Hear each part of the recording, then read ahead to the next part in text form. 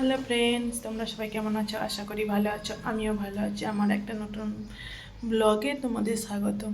দেখো, সকাল সকাল উঠে পড়েছি, যেমন কাজ থাকে। প্রথমেই আজকে বাইরে মুছে নিয়েছি, ঘরে মুছে নিয়েছি, ঝাঁট দিয়ে মুছা হয়ে গেছে। তারপরে চলে এসেছি কিচেনে, ছেলেকেও স্নান টান করিয়ে খাওয়ানো হয়ে গেছে। কিচেনে চলে এসেছি, টিফিনও বানানো হয়ে গেছে। এবার ছেলের টিফিন রেডি করবো। দেখো, আজকে সকালে যে জ্যাম আর রুটি নিয়ে যাবে। ওকে বললাম যে তরকারি করে দেবো, ও বলছে না, আমি সকালবেলা তরকারি খাবো না, তুমি পরে ভাত দিয়ে আসবে। যেমন কাজ থাকে। দেখো, আজকে এই যে টিফিনটা রেডি করবো, চলো তোমরা দেখতে থাকো সারাদিন, আর হচ্ছে যে পাশে থেকো অবশ্যই। চলো, আটা দিয়ে এই যে রুটি, মানে আটারই রুটি করেছি, তাকে একটু তেল দিয়ে ভেজে নিয়েছি, কারণ ময়দা তো বেশি খাওয়া ভালো নয়, আর ময়দাটাও বাড়ন্ত হয়ে গেছে। তাকে ওই যে তেল দিয়ে পরোটার মতন করে দিয়েছি, গোল গোল করে। জ্যাম জ্যাম দিয়ে দেবো, জ্যাম দিয়ে ও খেয়ে নেবে।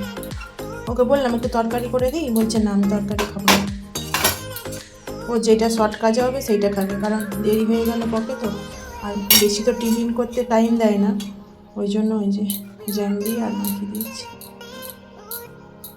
ওমা, বলছি দেখো দুটো রুটি দিই, দেখো এই এই রুটিটা খেলেই নাকি ওর পেটটা ভর্তি হয়ে যাবে। বেশি দিতে মানা করলে একেই অল্প করে সবটাই চালিয়ে দিই।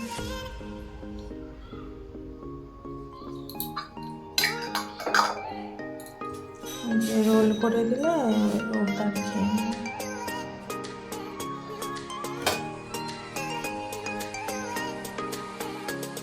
ছেলের টিফিন রেডি। দেখো, ওই যে রোল করে বানিয়ে দিয়েছি, আর কেটে দিয়েছি, আর কাজু দিয়েছি। ওইটা দিলেই ও খেয়ে নেবে, কারণ বেশি চাপ দিলে না ও বমি করে ফেলে। আর এদিকে ছেলের টিফিন রেডি করে ফেলেছি। এবার দেখো, হাজব্যান্ডও রেডি হয়ে পড়েছে, বেরিয়ে পড়েছে। দেখো, ও তাড়াতাড়ি যাই, তাড়াতাড়ি ছেলের টিফিনটা রেডি করি, কারণ রেডি করে তারপরে এদিকে করতে আসি। আর হাজব্যান্ডের দেখো ডিউটি চলে যাচ্ছে, টাটা। কারণ ও তাড়াতাড়ি যায় আজকে। অন্যদিন লাঞ্চ নিয়ে যায়, আজকে নিয়ে যায় না, বলছে না আমি খেয়ে নেব, বাইরে খেয়ে নেবো, তুমি হচ্ছে যে বাপের জন্য দেরি করে করো।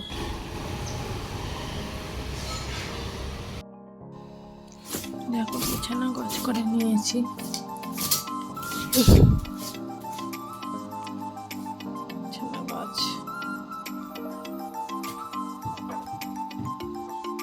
ছেলে উঠ পেন্সিল বার করেছে, এখানে রেখে দিয়ে আছে। দেখো, চলে এসেছি কিচেনে। এবার রান্নাটা করতে হবে, কারণ ছেলেকে দিতে যেতে হবে রান্না করে। আর দেখো কি কি রান্না করব। এই যে ঝিঙে বানিয়ে নিয়েছি, ঝিঙে, আলু আর মাছ দিয়ে একটা ঝোল করব। আর হচ্ছে যে একটু তিতো করব। তিতোটা দেখানো হয়নি, ঝোলটাই দেখিয়েছি। দেখো, প্রথমে কড়াই বসিয়ে দিয়েছি আর তেল দিয়েছি, কারণ হচ্ছে তারপরে ফোড়নে দেবো।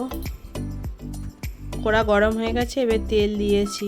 এবার ফোড়নে দেবো শুকনো লঙ্কা, কালো জিরে আর একটু পেঁয়াজ দেবো, দিয়ে একটু ভাজা ভাজা করে তারপরেই দেবো আলুটা। কারণ হচ্ছে যে এরকম পাতলা ঝোল খেতে না বেশি ভালো লাগে, আর আমরা না একটু মাংস টাংস খেলে না মানে সহ্য হয় না।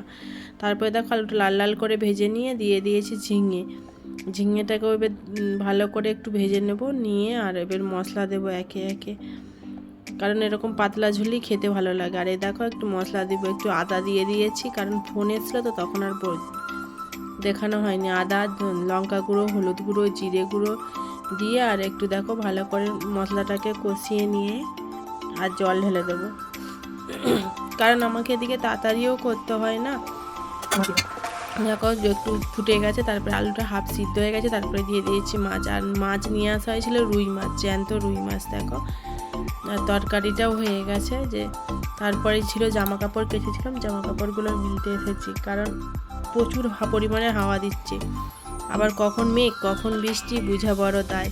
ওই জন্যে ভাবলাম না, রান্না যেকালে হয়ে গেছে, জামা কাপড়গুলো মিলে দিই, তারপরে ছেলেকে খেতে দিতে যাব। দেখো, আর এত হাওয়া দিচ্ছে জানো তো, সেই ক্লিপ দিলে না, ক্লিপ গাছের সঙ্গে আটকে না, ক্লিপগুলো নিয়ে চলে যায়, গাছের সঙ্গে থেকে যায়, আর জামাগুলো পড়ে যায়। দেখো, তারপরে আর ভিডিও করা হয় না। রাতে দেখো বসে পড়েছি খেতে। দেখো, আর ভিডিও করা হয়নি, একবারে সন্ধ্যেই চলে এসেছি। ছেলে চলে এসেছে টিউশন থেকে, বেরোকে খাওয়াতে বসেছি। ওকে বলি যে তুই তাড়াতাড়ি খেয়ে নে, ও বলবে না, বাপি এলে খাবো। কারণ হচ্ছে যে দেখো সবসময় তো ও স্কুলে খায়, আমি ঘরে একা খাই, ওর বাপি অফিসে খায়। সেই জন্য দেখো ওর বাপি ওদিকে খেতে বসেছে আর ওকে আমি খাওয়াতে বসছি। ও খাবে, একাই খায়, কারণ খাবে না, ঘুম পেয়ে গেছে, আমি ভাত খাবো না। সেই জন্য এই যে বলে বলে খাওয়াতে বসেছি। দেখো না, বলবি আমি এই খাবো না, আমি ওই খাবো না। আমার জন্য খেতে খুব কষ্ট, একটু সবজি দিলে আরও, দেখো মুখটা কেমন করছে। ও সবজি দিলে বেশি কষ্ট, কেন তুমি এত সবজি দিবে, এই খাবো না। ও ছোটোবেলাতেও ওরকম দাঁতের চারিদিকে নিয়ে রেখে দিবে, খাবে না। আর তখন ফোন দেখতো একটু, এখন আর ফোন দেখে না। স্কুল যেই থেকে যায় অতটা ফোন দেখে না, ওর বাবা ঘরে থাকলেই দেখে, নাহলে দেখে না। দেখো ওই ছোটোবেলার গল্প করছি। ওর যখন না ছোটো ছিল তখন ও যখন 1 বছর 2 মাস বয়স তখন আমরা হায়দ্রাবাদে এসেছি। তারপরে 1.5 বছর বয়সে তখন বয়স, আর ওর বাবা একটা ফোন হারিয়ে ফেলেছিল, ওর পকেট থেকে চুরি হয়ে গিয়েছিল। তারপরে ও চুরি হয়ে যাওয়ার পরে আবার একটা ফোন কিনলো, আর ওটা রেখে দিয়ে ওর বাবা বাজার করতে গেছে। আর আমার ছেলে কী করছে, আমি ঘর মুছছি বালতিতে জল নিয়ে, ও জলে ফেলিয়ে দিয়েছে। তখন কতটা রাগ হয় বলো তো, একটা ফোন চুরি হয়ে গেছে, ফির আবার একটা জলে ফেলিয়ে দিয়েছে। তখন রাগেতে খুব মেরেছিলাম। আর এই খাওয়ানোর জন্য একবার খুব মার খেয়েছিল। মানে আমাকে প্রচুর ভয় করে আমার ছেলে।